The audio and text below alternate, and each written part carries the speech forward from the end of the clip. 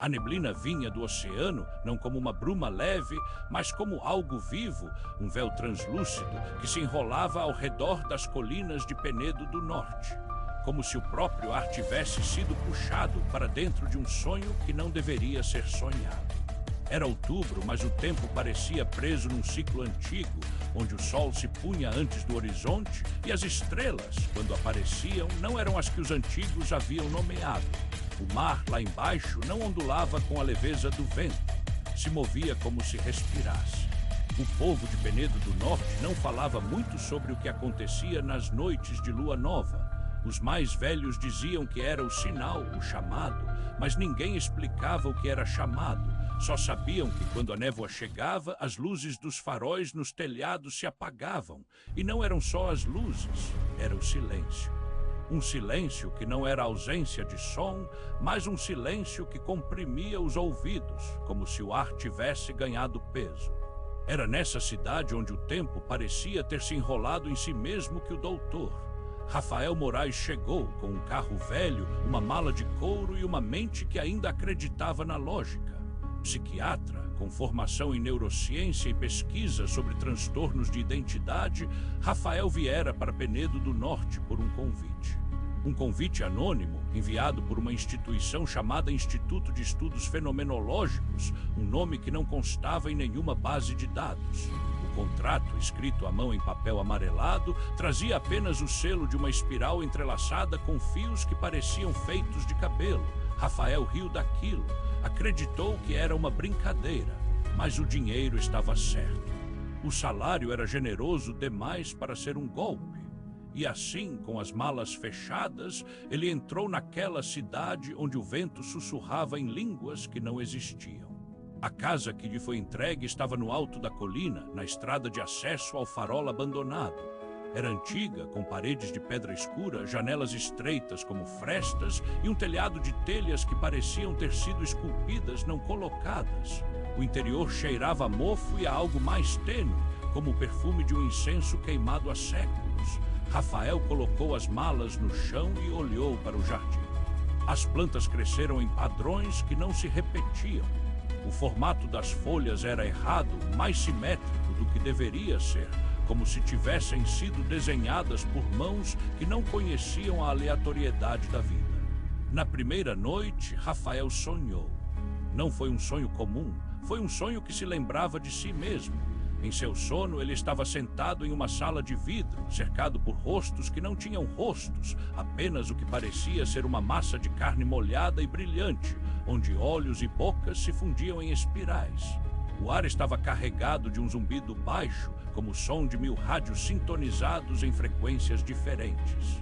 E então uma voz, não uma voz, mas a ideia de voz, falou dentro da cabeça dele, sem passar pelo ouvido.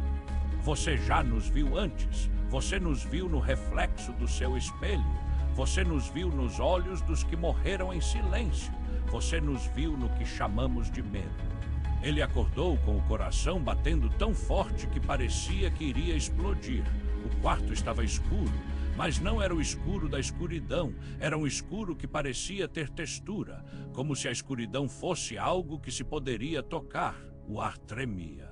E o vento lá fora estava sussurrando, não em português, não em inglês, mas em uma sequência de tons que faziam dores no cérebro, como se o som fosse uma espécie de grito silencioso que o corpo humano não deveria ouvir.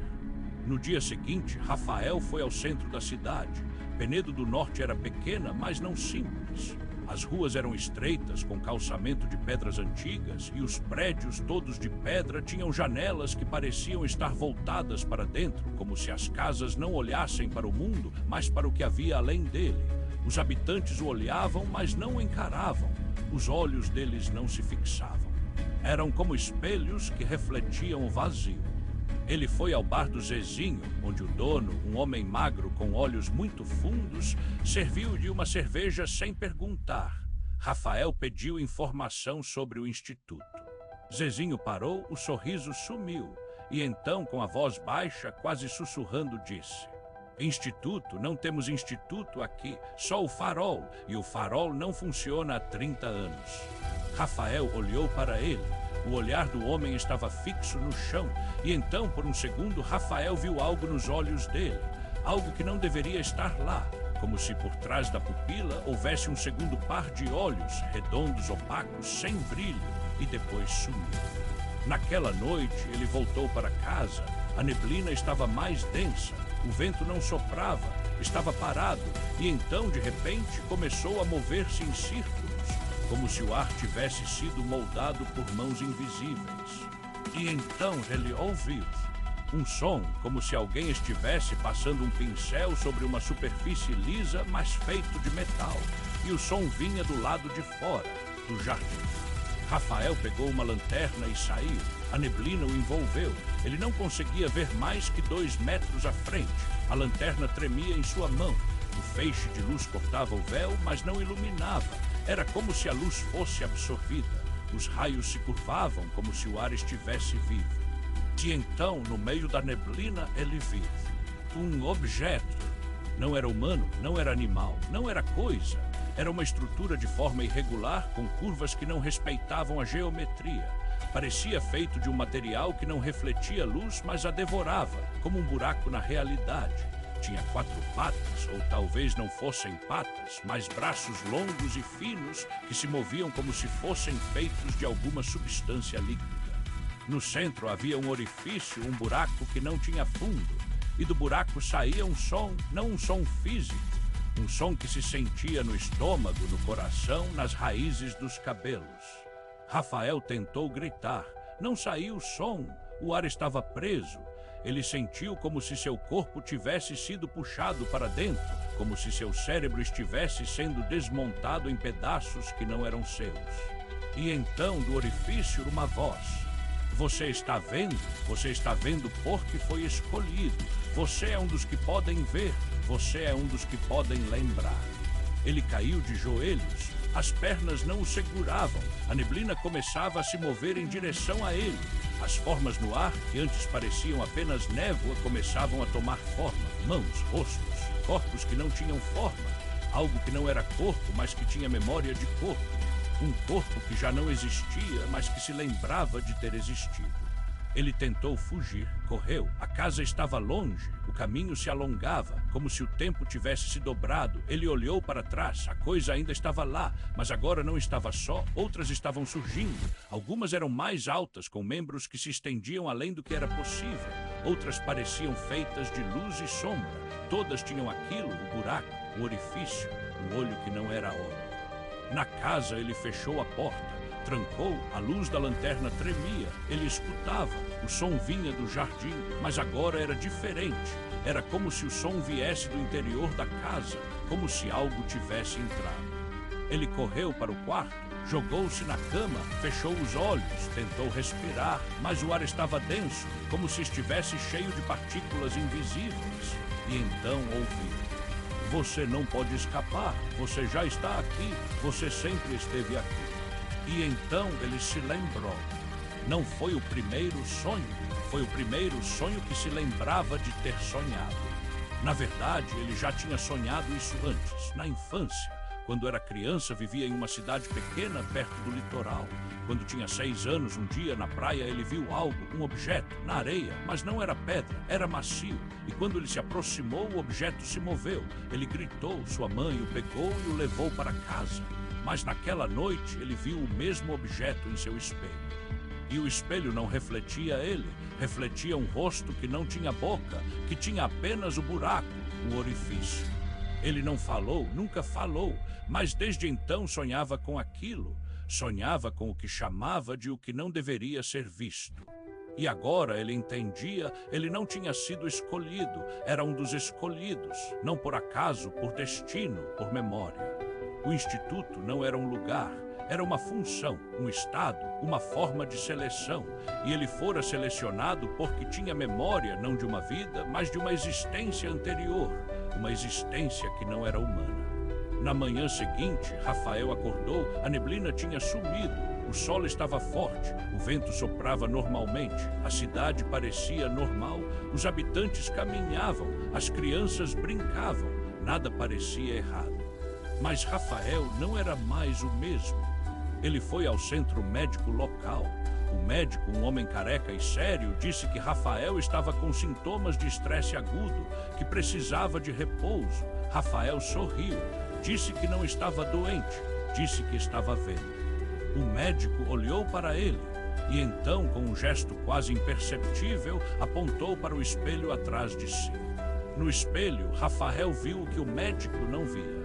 Seu rosto estava mudado, os olhos tinham mudado, estavam mais fundos, mais escuros, e no reflexo ele viu algo atrás de si, um buraco, um orifício no meio da parede, na parede do consultório. O orifício não estava lá, mas estava.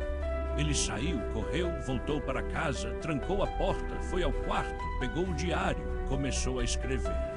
Não sou o primeiro, não sou o último, sou o que se lembra, o que foi chamado, o que aceitou. A neblina não vem do mar, a neblina vem da memória, e o que chamamos de terror não é o medo do desconhecido, é o medo do que já vimos, o que já vivemos, o que já fomos. Ele parou, levantou a cabeça, o vento estava vindo do norte, e agora o sol.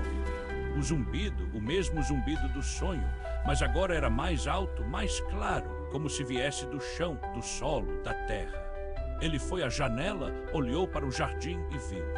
O chão estava se abrindo, não com terra, com algo mais escuro, mais denso, como se o solo tivesse se derretido e se transformado em um líquido que não era água, e nele formas se moviam, compostas de sombra, de silêncio, de esquecimento. E então, no centro, o orifício, o mesmo orifício do sonho, o mesmo buraco. E do buraco saía uma voz, não uma voz, mas uma lembrança que não era sua. Você se lembra porque foi escolhido, você se lembra porque já foi um de nós, você se lembra porque o tempo não é uma linha, é um círculo, e estamos aqui, estamos sempre aqui. Rafael se sentou no chão, as lágrimas escorriam, mas não eram lágrimas humanas, eram escuras, como se o corpo estivesse se desfazendo, como se o cérebro estivesse se dissolvendo em memória. Ele sabia que não era o fim, sabia que não era um fim, mas um começo, um recomeço, um retorno. A neblina voltou, mas agora não era apenas ao redor da cidade, era dentro dele, dentro da sua mente, dentro do seu sangue. Ele sentia os membros pesarem, sentia o coração bater em sincronia com o zumbido, sentia o corpo se curvar, se dobrar, como se fosse feito de algo que não era carne. No espelho ele viu, seu rosto estava se transformando, os olhos se fundiam, a boca se alargava, o nariz desaparecia e no lugar do rosto havia apenas o buraco, o orifício, o olho que não é olho, o lugar onde a mente se perde. E então ele falou, a voz não era dele, era múltipla, era o zumbido, era o vento, era a neblina, era o que não tinha nome. Estamos aqui, estamos sempre aqui e você já é um de nós. Na cidade, os habitantes continuavam suas vidas. Ninguém viu, ninguém ouviu, ninguém notou. Mas no silêncio da noite, uma nova forma se erguia no jardim. Uma forma que não era humana, que não era animal, que não era coisa. Ela olhava para a cidade, para as casas, para as luzes. E no fundo, havia um buraco, um orifício, um olho. E o olho não piscava. Porque ele não precisava, porque ele já via tudo. E o tempo, como um círculo, começava de novo.